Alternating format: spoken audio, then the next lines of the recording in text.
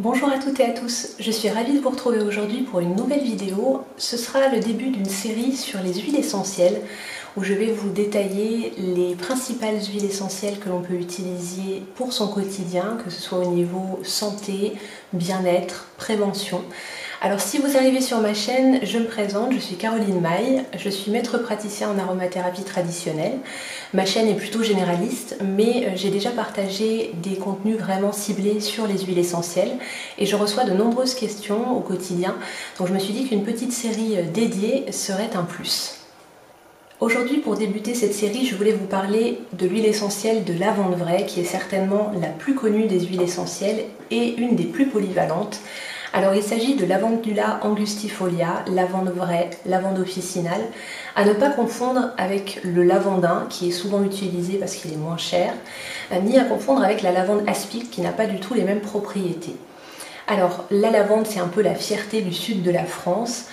Vous trouverez différentes qualités de lavande, je reviendrai sur ce point à la fin de la vidéo, mais je voulais vous exposer un petit peu les principales propriétés et caractéristiques de cette huile essentielle.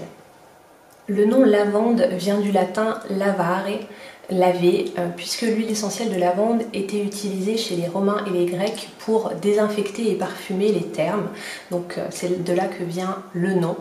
L'huile essentielle de lavande est très douce, on peut l'utiliser aux doses physiologiques bien évidemment, aussi bien chez les nouveau-nés, les bébés, les enfants, que chez les femmes enceintes ou allaitantes, donc c'est vraiment une huile essentielle qu'on peut avoir chez soi pour toute la famille et qu'on peut utiliser en toute sécurité en respectant bien sûr les doses. Cette huile essentielle peut être utilisée en olfaction, c'est-à-dire directement sentie au flacon, en diffusion dans un diffuseur à ultrasons.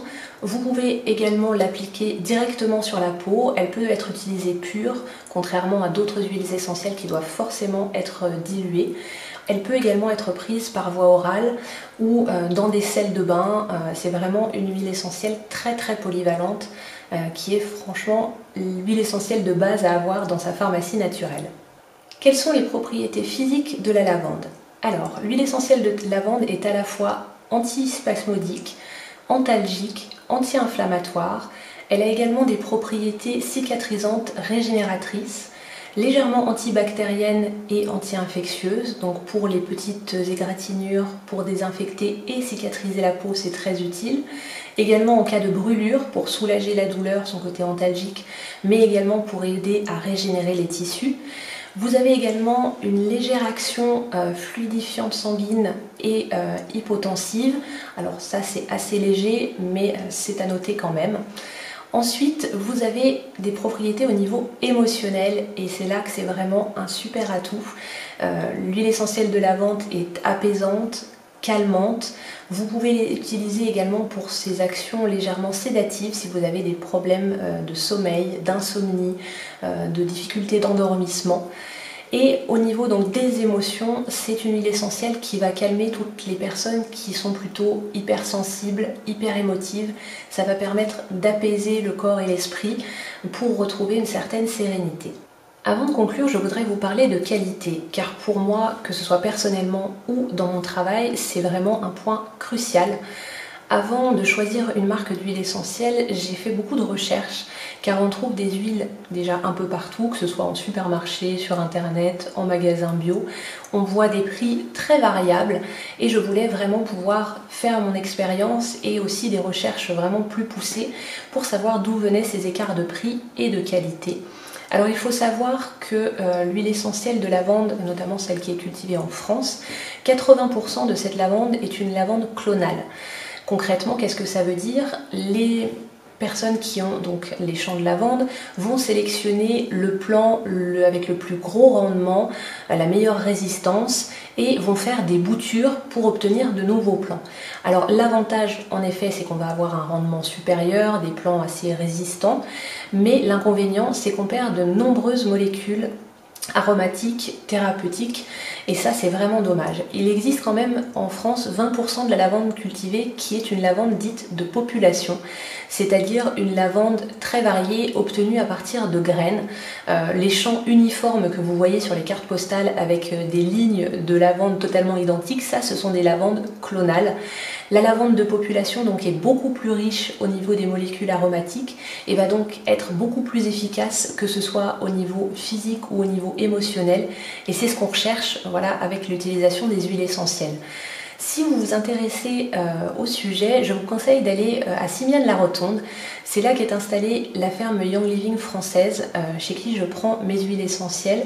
Et j'ai eu la chance d'aller les rencontrer. Alors les fermes sont ouvertes au public, il n'y a pas besoin, voilà, d'avoir un créneau particulier. Sachant que la plupart des marques que vous trouvez ailleurs, à part les petits producteurs, vous ne pouvez pas visiter les fermes comme ceci.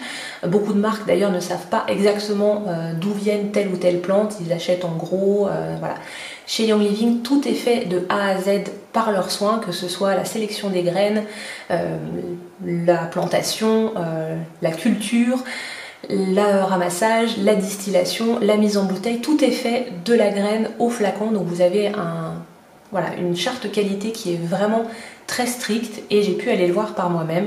Ensuite, bien sûr, comme je vous le disais, j'ai testé différentes marques et pour la plupart, rien qu'à l'odeur, quand vous ouvrez le flacon et que vous sentez votre huile essentielle, vous, concrètement, sentez la différence. Elles n'ont pas du tout le même parfum selon la qualité.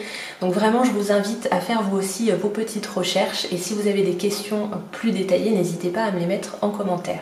J'espère que cette vidéo vous en aura appris plus sur cette huile essentielle qui est relativement connue, mais parfois pas dans le détail.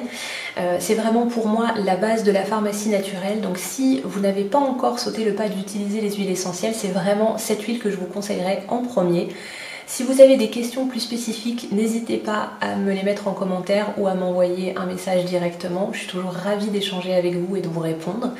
Et on se retrouve donc très prochainement pour une nouvelle vidéo de cette série. S'il y a des huiles essentielles en particulier dont vous voulez que je parle, n'hésitez pas aussi à me le dire. J'ai déjà une petite idée, mais je ferai en fonction aussi de vos besoins, de vos demandes. Sur ce, je vous souhaite une agréable journée et on se retrouve très bientôt.